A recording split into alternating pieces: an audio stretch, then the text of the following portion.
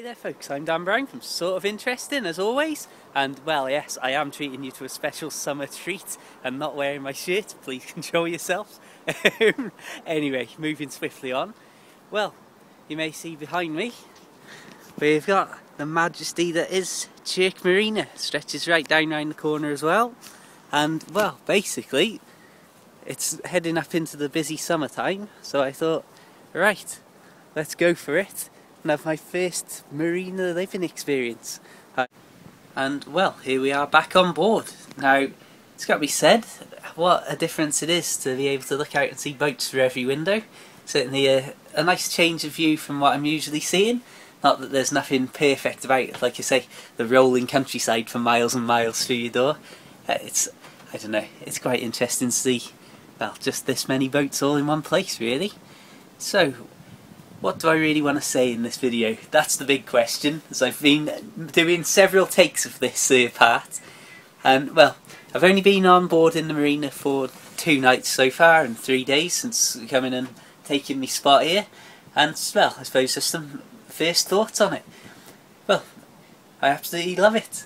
I mean, it's fantastic to have sort of neighbours and people living nearby, and I don't know, there's just that sort of inherent, I don't know whether you'd call it security or whether that's the right word for it or not, but there's just a feeling of like, yeah, we're all together, rather than how I say, because I normally try and moor up in incredibly secluded spots, you have that sort of, ooh, I'm all out here on my own, and well, just to change the complete opposite of that is quite an interesting change. Like I say, I'm down here for 2 months over the summer, and obviously now it's getting round to holiday time. It's nice to be just basically not having any boats pass you whatsoever, as opposed to the stream of people coming up and down to Llangollen and all that out on the cut.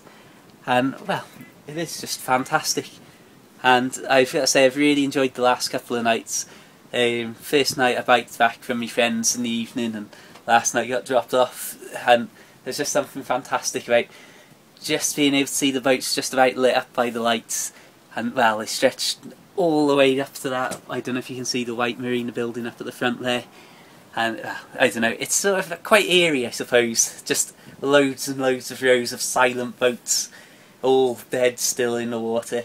But it's a nice pleasant change, like I say. Obviously one of the big advantages you've got of being in the marina is all of the services like toilet emptying, water, electricity is all literally right where you are. And well, to prove that point, you can see Tilly is obviously here that I'm sat on, and the water and electricity is literally just over there, so you are talking about 4 metres away from the boat. And that's very handy in particular because under here I have got the water tank that I want to empty and then line, so obviously being able to just run a hose pipe across from there is going to be an excellent bonus. And well, something that is just a random note, completely random this.